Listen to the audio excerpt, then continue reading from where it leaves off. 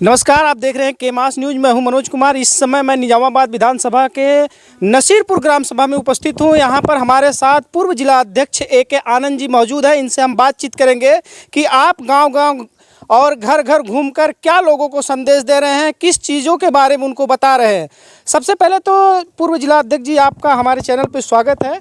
आप गाँव-गाँव घूमकर क्या संदेश लोगों को देना चाह रहे हैं? धन्यवाद माननीय पत्रकार महोदय। मैं आगामी 29 अक्टूबर को हमारे माननीय राष्ट्रीय अध्यक्ष भीम आर्मी चीफ माननीय एडवोकेट चंद्रशेखर आज़ाद जी पहली बार आजमगढ़ में आ रहे हैं। ये एक विशाल रैली का आयोजन है जिसका नाम सामाजिक न्याय महारैली दिया गया है और इस रैली में माननीय राष्ट्रीय अध्यक्ष सभी SC, ST, OBC और माइनॉरिटी समाज को ये संदेश देंगे कि हमें अगर इस देश में, इस देश की व्यवस्था में स्थान पाना है तो हमें अपनी ताकत बनानी पड़ेगी। और उसी संदेश को लेके हमारे माननीय राष्ट्रीय अध्यक्ष जिले में आ रहे हैं। पहली रैली है ये पूरे जिले में। कहाँ कार्यक्रम है? चूँकि मैं आजमगढ़ जिले में 10 विधानसभा है, कौन सी विधानसभा में उनका आगमन है, कहाँ पर कार्यक्रम होगा? देखिए, ये कार्यक्रम फूलपुर विधानसभा में है, कटवा मैदान, लोहिया पार्क, जो कि फूलपुर स्टेशन खुरासन स्टेशन से पीछे है, खुरासन रोड स्टेशन से ठीक पीछे लगा हुआ है। और ये कार्यक्रम लालगंज हमारी लोकसभा सीट पड़ती है उसमें है और विधानसभा फूलपुर लगती है। जैसा कि आगामी लोकसभा चुनाव भी सामने है, उस चीज़ों को मद्देनज़र रखते हुए यहाँ पर आज़ाद समाज पार्टी के राष्ट्रीय अध्यक्ष चंद्रशेखर जी का आगमन है। तो जैसे बहुजन समाज पार्टी पहले से ही Bahujan Samaj party SC, OBC minority की नेतृत्व कर चुकी है, इसमें क्या आप लोगों को आसान लग रहा है कि अपने खंभा गाड़ के एक मजबूती आप लोग कामिल कर पाएंगे? देखिए, कहीं ना कहीं आजमगढ़ बहुजनों का गढ़ है। यहाँ पर लगातार समाजवादी पार्टी, बसपा लगातार अपने कार्यकर्ताओं के माध्यम से जीतती आई है। और आजमगढ़ में या हम एक क्षेत्रीय जो है स्तर पे ये हमारा कार्यक्रम नहीं है। हमारा जो संदेश है वो पूर्वांचल क्षेत्र के लिए है। ये रैली पूरे पूर्वांचल क्षेत्र की रैली है। और रही बात हम अपना स्थान की बात, तो समाज में हमारे माननीय राष्ट्रीय अध्यक्ष और भीम आर्मी आज़ाद समाज पार्टी के कार्यकर्ता गांव-गांव में हैं और इन कार्यकर्ताओं के माध्यम से हमारा संगठन और हमारी पार्टी पूरी तरह से मजबूत है, गांव-गांव बूथ स्तर तक मजबूत है। और हम पूरे 85% जो बहुजन समाज है, इस समाज के अंदर अपनी जगह बनाएंगे। और मुझे लगता है कि जब ब्राह्मणवादी समाज जो मतलब आप कह सकते हैं सवर्ण समाज की 4-4, 5-5 पार्टियां हो सकती हैं, तो क्या बहुजन समाज की 2 या 3 पार्टी नहीं हो सकती? जबकि हमारा वोट 85% है। बहुत बड़ी संख्या में हमारे वोटर हैं।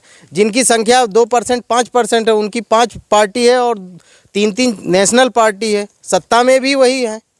तो क्या हम बहुजनों की 2-3 पार्टियां नहीं हो सकती हैं? बारी बारी से सभी लोग सत्ता में आए। लेकिन एक चीज़ ये बताइए आपको, जैसे आज के डेट में बहुजन समाज, देखिए इंडिया गठबंधन सामने है, लोग तमाम लेकिन आप सपा के साथ आपका गठबंधन चल भी रहा है, गठबंधन में आप लोग शामिल भी इस समय हैं। तो क्या राष्ट्रीय अध्यक्ष आज़ाद समाज पार्टी चंद्रशेखर जी के आगमन पर समाजवादी पार्टी के कार्यकर्ता भी मौजूद रहेंगे या आप ही लोग खाली कार्यकर्ता मौजूद रहेंगे? देखिए, ये कार्यक्रम तो पूरे बहुजन समाज का है। इसमें किस पार्टी का कार्यकर्ता आता है कि नहीं, लेकिन भीम आर्मी और आज़ाद समाज पार्टी के कार्यकर्ता वहाँ पर डटे रहेंगे। और पूरा समाज, चाहे वो माइनॉरिटी हो, चाहे SC हो, चाहे OBC हो, सभी लोग, दलित, पिछड़े और जो अल्पसंख्यक वर्ग है, विशेषकर मुस्लिम वर्ग, सभी लोग बड़े उत्साहित हैं कि हमारे माननीय राष्ट्रीय अध्यक्ष जो है एक बड़ी रैली करने के लिए आजमगढ़ में आ रहे हैं।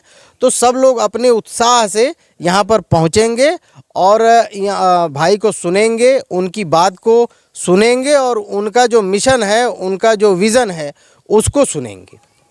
जैसे एक क्वेश्चन मेरा लास्ट और है, जैसे तमाम लोग कहते हैं कि भीम आर्मी और आज़ाद समाज पार्टी जिस तरह बहुजन समाज के नवयुवकों को ले जाकर तमाम जगह मुकदमा दर्ज करवाई है, तमाम जगह नवयुवकों के भविष्य के साथ खिलवाड़ कर रही है, क्या इस तमाम उसको देखते हुए लोग आपके प्रति लोग तरह तरह की भावनाओं को उत्पन्न करते हैं, क्या इस जटिल समस्या में वहाँ पर इकट्ठा हो पाएंगे लोग?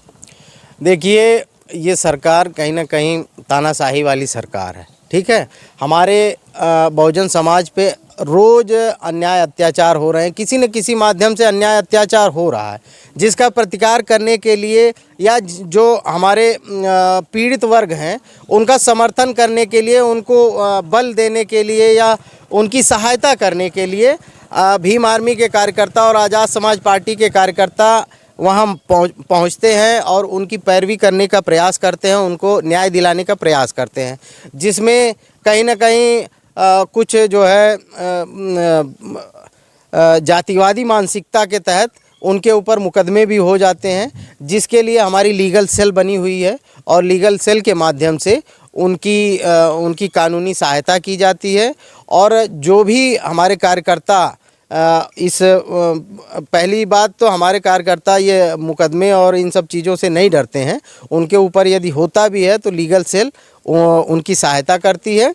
साथ ही साथ अगर हम ना भी करें, अगर हम किसी अपने समाज के लोगों की सहायता ना भी करें, तब भी आए दिन एट्रॉसिटी हो रही है, आए दिन लोगों के ऊपर अन्याय अत्याचार, कहीं किसी को मारा जा रहा है, कोई पीटा जा रहा है, हमारी बहन बेटियों के साथ अन्याय अत्याचार होता है, उनको छेड़खानी होती है, बहुत सारी चीज़ें होती हैं, विशेषकर सवर्ण समाज के लोगों के द्वारा।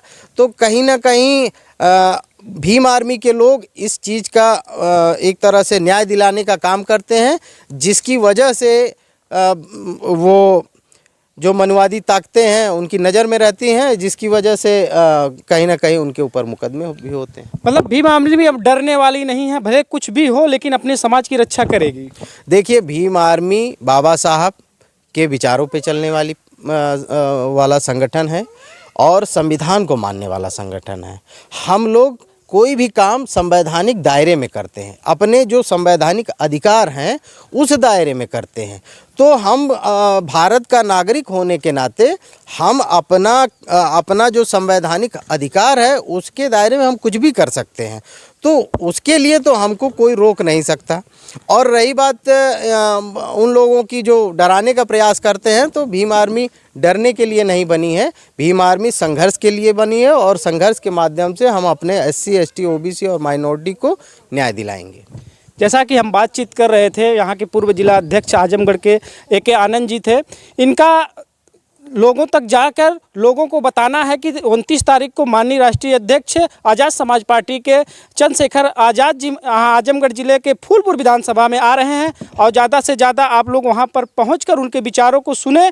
और क्यों ना सुने, तमाम पार्टियां आ रही अपने अपने विचारों को बता रहे हैं, लोगों को SC को गुमराह करके अपने पार्टियों के साथ लेकर जा रहे हैं। लेकिन यहाँ सवाल इस बात का है कि देखते हैं कि SC के लोग आज़ाद समाज पार्टी के राष्ट्रीय अध्यक्ष को सुनने के लिए कितनी संख्या में उपस्थित होते हैं, रैली कितनी कामयाब होती है। आप देख रहे थे केमास न्यूज़, मैं हूँ मनोज कुमार।